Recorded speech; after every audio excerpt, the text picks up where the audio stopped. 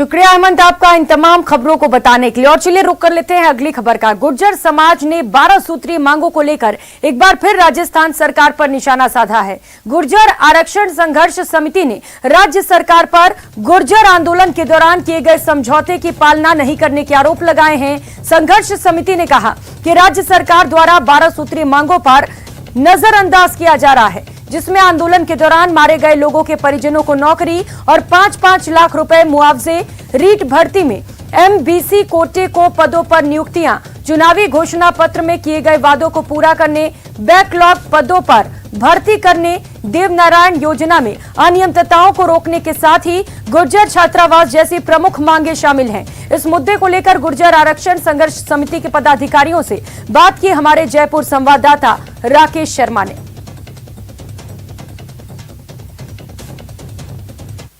आरक्षण संघर्ष समिति ने गुर्जर आंदोलन के दौरान जो सरकार के साथ समझौता हुआ था उसकी शर्तों की पालना नहीं होने पर एक बार फिर सरकार के खिलाफ बिगुल बजाने की चेतावनी दी है। हमारे साथ गुर्जर आरक्षण संघर्ष समिति के पदाधिकारी हैं। क्या वो राहुल गांधी की यात्रा को रोकेंगे? क्या वो आरक्षण को लेकर के विरोध जताएंगे? इन तमाम मुद्दों पर बात करते हैं। हमारे साथ सबसे पहले शैलेंद्र सिंह हैं। शैलेंद्र सिंह जी, किस तरह की आपकी मांग है? क्या सरकार से आपकी मंशा है? क्यों विरोध कर रहे हैं? देखिए, गुर्जर समाज ने 2019 में आंदोलन किया था 5% आरक्षण के लिए, और उस आंदोलन के बाद 5% आरक्षण मिला और कई बिंदुओं पर हमारी सरकार से सहमति बनी। उसके बाद 2020 में भी आंदोलन हुआ, उसमें भी समझौता हुआ, लेकिन उन समझौतों की अक्षर से पालना नहीं हो रही। बहुत सारे बिंदु हैं जिनको लेकर अभी तक सरकार ने 2 साल में कोई कार्रवाई नहीं की, जिनका मैंने विस्तार वगैरह अभी प्रेस कॉन्फ्रेंस में आप सबको बताया। तो हमारी मुख्यमंत्री अशोक गहलोत जी से यही मांग है कि हमारी मांगों को तुरंत पूरा किया जाए और जो हमारा समाज के साथ न्याय है वो न्याय को पूरा किया जाए। आपके जो आरक्षण की जो शर्तें लागू नहीं हुई हैं, इनको अगर समय पर सरकार पूरा नहीं करती है तो क्या आपका स्टैंड रहेगा आगे? देखिए, उसके लिए पूरा समाज की जाजम बिछाई जाएगी, पंचायत की जाएगी और उस पंचायत में निर्णय लिया जाएगा। और अगर आंदोलन करने की आवश्यकता पड़ी तो निश्चित तौर पर आंदोलन भी करेंगे। आंदोलन की आवश्यकता पड़ी तो आंदोलन करेंगे। राहुल गांधी की यात्रा को लेकर के जो अगर दूसरे लोग किसी तरह की विरोध करते हैं तो क्या वो गुर्जर समाज के होंगे या संघर्ष समिति के होंगे? किस तरीके से संघर्ष समिति इस पूरे मामले में अपना स्टैंड रख रही है? देखिए सर, मैं आपके चैनल के माध्यम से ये क्लियर करना चाहता हूँ कि कर्नल साहब की जो आरक्षण संघर्ष समिति थी, विरोध करने वाले उनमें 2 आदमी भी नहीं मिलेंगे। सारी संघर्ष समिति कर्नल साहब वाली आपके सामने यहाँ आज प्रेस कॉन्फ्रेंस कर रही है, और पुरानी संघर्ष समिति और गुर्जर समाज का इस विरोध से कोई लेना देना नहीं है। हम लोगों को नौकरियां चाहिए, हमारे समझौतों की पालना चाहिए, करनी चाहिए। और चूंकि सरकार संवेदनशील नहीं है, संवेदनशीलता दिखा नहीं रही है, राजनीतिक धड़ों में बांटना चाहती है सरकार है जो, लेकिन हम ऐसा होने नहीं देंगे और समाज इस पसोपेश में नहीं फंसेगा। कैमरा पर्सन मान सिंह के साथ राकेश शर्मा, न्यूज 18 राजस्थान, जयपुर। ब्रेक के बाद आप सभी का स्वागत है। फायर ब्रांड बीजेपी नेता और पूर्व संसदीय सचिव भवानी सिंह रजावत एक बार फिर उग्र अंदाज में देखने को मिले। ताजा मामला कोटा झालावाड़ हाईवे पर स्थित मंडाना टोल पर बजरंग दल के कार्यकर्ता पवन राठौर के साथ हुई मारपीट की वजह से सुर्खियों में है। बजरंग दल के कार्यकर्ता के साथ मारपीट की घटना की जानकारी मिलने के बाद मौके पर पहुंचे रजावत का एक वीडियो भी वायरल हो रहा है, जिसमें वो टोल कर्मियों की गुंडागर्दी से नाराज होकर हाथ पांव तोड़ डालने की धमकियां देते नजर आ रहे हैं। कार्यकर्ता जो है, जो रवि रावत या कोई भी हो, सुबोध, वो कान खोल के भी हटाया जाए यहाँ से। बाहर टोल पे सुबोध नहीं रहेगा। गाय बजरंग दल के, अरे वो तो रवि रावत को तो ये गायब हो गया और उसको हटाना पड़ेगा 3 दिन में। और रवि रावत को अगर जीत आया तो आर पार की लड़ाई हम लड़ेंगे। उधर बीजेपी के प्रदेश अध्यक्ष सतीश पूनिया ने आज कोटपुतली के पावटा कस्बे में बीजेपी जिला कार्य समिति की बैठक में हिस्सा लिया। इस बैठक में उन्होंने कार्यकर्ताओं को आगामी विधानसभा चुनाव की तैयारी करने की अपील की और उन्हें बताया कि चुनाव में ऐसा क्या करना है जिससे बीजेपी को जीत मिल सके। यहाँ बीजेपी प्रदेशाध्यक्ष ने कहा कि पार्टी एकजुट है और उनका लक्ष्य जयपुर ग्रामीण की सभी 6 सीटें जीतना है।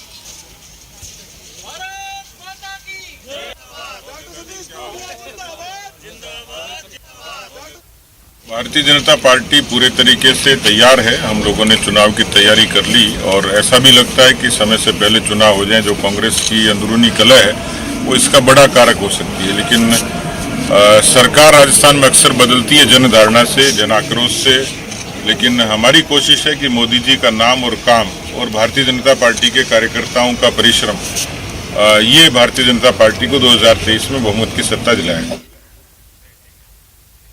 तो वहीं नेता प्रतिपक्ष गुलाब चंद कटारिया ने राहुल गांधी की यात्रा में व्यवधान पैदा करने को लेकर दी गई धमकियों को दुर्भाग्यपूर्ण बताया है। कटारिया ने कहा कि सरकार ने गुर्जरों से जो वादे किए थे उन्हें पूरा करना चाहिए। सरकार को कोई भी ऐसी बात नहीं करनी चाहिए जो वो पूरा नहीं कर सके। उन्होंने कहा कि राजनीतिक दलों को यात्राएं निकालने का पूरा हक है। देखो, विजय बैंसला की बात विजय बैंसला ही कर सकता है, और मैं सोचता हूँ कि राजनीतिक पार्टियाँ चाहे कोई किसी भी हो, तो अपने मिशन को करने के लिए उसको अपना रास्ता तय करने का अधिकार तो है। अब उसमें हम किस तरह से कौन विघ्न डालता नहीं डालता है ये तो सरकार को भी देखना है, और सरकार ने अगर उनके साथ में लिखित में वादा किया है तो सरकार का भी धर्म बनता है कि केवल और केवल उनको संतुष्ट करने के लिए छींटे लगाने का जो काम करते हो वो राजनीति के लिए ज़्यादा अच्छा नहीं है। बीजेपी के प्रवक्ता रामलाल शर्मा का भी बयान सामने आया है, जिसमें उन्होंने सरकार पर निशाना साधा है। अपने बयान में रामलाल शर्मा ने सरकार पर तबादला उद्योग चलाने के गंभीर आरोप लगाए हैं। शर्मा ने कहा कि सरकार तबादलों के नाम पर मोटी चांदी कूट रही है। इसकी आड़ में काम करने वाले अफसरों को प्रताड़ित किया जा रहा है। सरकार पर आरोप लगाते हुए उन्होंने तत्काल तबादलों पर प्रतिबंध की भी मांग की है। कांग्रेस सरकार के द्वारा जारी ट्रांसफर उद्योग निरंतर रूप से अपनी प्रगति के ऊपर है। ट्रांसफर उद्योग से कांग्रेस के कार्यकर्ता और कांग्रेस के नेताओं के ऊपर चेहरे पे मुस्कान है, लेकिन ये ट्रांसफर उद्योग से सरकारी कर्मचारी प्रताड़ना झेलने का काम करें। राजनीतिक द्वेषता के आधार पर, जातिगत द्वेषता के आधार के ऊपर, अपने स्वार्थों की पूर्ति करने के आधार के ऊपर अधिकारियों को प्रताड़ित किया जा रहा है। और अब बात टोंक की, जहां जिला बीजेपी कार्य समिति की बैठक में प्रदेश प्रवक्ता रामलाल शर्मा भी शामिल हुए। बैठक में मिशन 2023 को लेकर मंथन किया गया, साथ ही बूथ स्तर पर पैठ पढ़ाने की बात कही गई। रामलाल शर्मा ने कहा कि बीजेपी में किसी तरह का अंतरकलह नहीं है और 2023 में प्रदेश में अब तक की सबसे बड़ी जीत बीजेपी की होगी। साथ ही रामलाल शर्मा ने कांग्रेस पर जमकर निशाना साधा। सचिन पायलट उप मुख्यमंत्री और पीडब्ल्यूडी मंत्री के रूप में उन्होंने घोषणा की थी कि राजस्थान की 12,000 से अधिक ग्राम पंचायतों के अंदर हम गौरवपथ बनाने का काम करेंगे। आज धरातल के ऊपर 183 गौरवपथ बने हैं, 4 साल कंप्लीट हो चुकी है और अब कुछ समय बाकी है। तो मुझे नहीं लगता कि 12,000 गौरवपथ भी ये बनाने का काम करेंगे। सिर्फ लोक लुभावनी घोषणाएं करना, कर्ज माफी का मुद्दा, बेरोजगारों का मुद्दा, संविदा कर्मियों का मुद्दा, क्राइम के क्षेत्र में राजस्थान पहले नंबर पे पहुंच गया। हमें पूरे प्रदेश के अंदर में, पूरे जिले के अंदर में जो गवर्नमेंट के खिलाफ माहौल है उसके लिए आम जनता तक जाना है और उस जन आक्रोश रैली को हमें निकालना है। तो इसलिए हमें तो जनता को बताना है कि आप जागो, जिस हिसाब का माहौल बन रहा है उस हिसाब का प्रदेश में सारा चौपट राज हो गया, उसके लिए हमें जन आक्रोश रैली निकालना। उधर शिक्षा मंत्री बीडी कल्ला ने अलवर के जिला परिषद में जिला स्तरीय बैठक ली, जिसमें 20 सूत्रीय कार्यक्रम के साथ साथ अलग अलग मुद्दों पर अधिकारियों को जरूरी दिशा निर्देश दिए। इस दौरान शिक्षा मंत्री बीडी कल्ला ने कहा कि कांग्रेस में कोई फूट नहीं है, कांग्रेस एक है और लोकतंत्र में सभी को बात रखने का अधिकार है। वहीं इसी मुद्दे को लेकर उन्होंने बीजेपी पर निशाना भी साधा और कहा कि बीजेपी की हालत खराब है। बीजेपी में नेताओं को ना कुछ बोलने का अधिकार है, ना ही यात्रा निकालने की। बता दें, जिला परिषद की इस बैठक में जिले भर में बढ़ते साइबर क्राइम, जमीनों के फर्जीवाड़े सहित कई मुद्दों पर चर्चा की गई। फ्लैगशिप योजनाएं और अलवर जिले के 20 सूत्री आर्थिक कार्यक्रम के बारे में मैंने जिला स्तर की बैठक ली है। 20 सूत्री कार्यक्रम में जिला प्राय A ग्रेड में है और 3-4 बिंदुओं पे जहाँ C ग्रेड में है उनके लिए उनको हिदायत दी गई है कि वे इसको B और C में C से B और A में लाने की कोशिश करें और A में जो ग्रेड में है उसको कीप इट अप, उसको बनाए रखें। जहाँ तक फ्लैगशिप योजनाओं का सवाल है, इस जिले में काफ़ी अच्छा काम हुआ है। मुख्यमंत्री चिरंजीवी योजना के अंतर्गत 80% लोगों को कवर कर लिया गया है। 20% जो लोग रहे हैं उनके लिए मैंने उनको कहा है कि आगामी 3 महीनों में विशेष अभियान चलाकर उन 20% लोगों को भी मुख्यमंत्री चिरंजीवी योजना के दायरे में लाने का प्रयास करें। इसके लिए विशेष अभियान।